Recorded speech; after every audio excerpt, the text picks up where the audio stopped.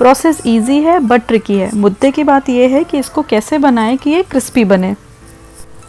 बनाने से पहले ये सारी चीज़ें आपको रेडी करके रखनी है, जिसमें 300 ग्राम मैदा, हाफ टी स्पून अजवाइन, सॉल्ट अपने टेस्ट के अकॉर्डिंग, मैंने 1 टीस्पून लिया है। घी आपको लेना है हर 100 ग्राम पे 1 टेबल स्पून घी। तो 300 ग्राम मैंने मैदा लिया है तो उसी हिसाब से 3 टेबल स्पून घी लिया है। आधा कप पानी। अब जब ये सारी चीज़ें आपने रेडी कर ली हैं तो एक बड़े बर्तन में मैदा ले लीजिए, बीच में थोड़ा स्पेस करके उसमें अजवाइन और नमक ऐड कर दीजिए, फिर घी डाल करके इसको अच्छे से मिक्स करिए। सभी को अच्छे से मिक्स करके मुट्ठी में बांध करके देखना है।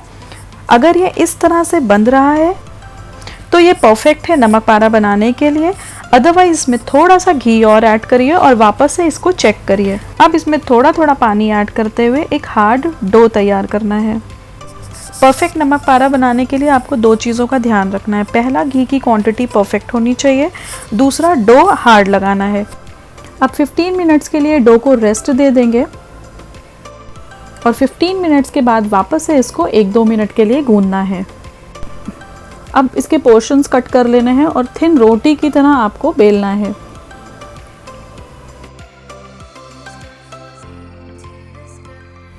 जब ये रोटी के जितना पतला हो जाए तो नाइफ की हेल्प से आप इसको इस तरह से कट कर लीजिए। मैंने इसको लंबी स्ट्रिप्स में कट किया है क्योंकि नमक पारों का वही शेप अच्छा लगता है। कट करने के बाद ये चिपक जाते हैं तो नाइफ की हेल्प से इसको हटा लीजिए। डरने की बिल्कुल भी ज़रूरत नहीं है, ये आपस में बिल्कुल भी नहीं चिपकेंगे। और इसी तरह से सारे नमक पारे कट करके रेडी कर लेने हैं। फ्राई करने के लिए तेल को बहुत ही अच्छे से गर्म करना है। हाई हीट पे गर्म करने के बाद इसमें नमक पारों का थोड़ा थोड़ा पोर्शन डालना है और इसको इस तरह से गोल गोल चलाते हुए फ्राई करना है। जो भी नमक पारे आपस में चिपके हुए रहेंगे वो ऑयल में जा कर के अलग अलग हो जाएंगे।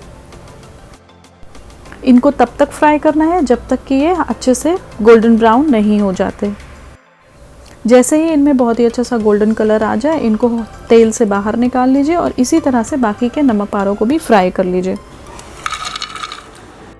ये क्रिस्पी नमक पारे बन के एकदम रेडी है। चाय के साथ इसे एंजॉय कीजिए। वीडियो पसंद आए तो लाइक, शेयर, सब्सक्राइब कीजिए। Take care, bye bye.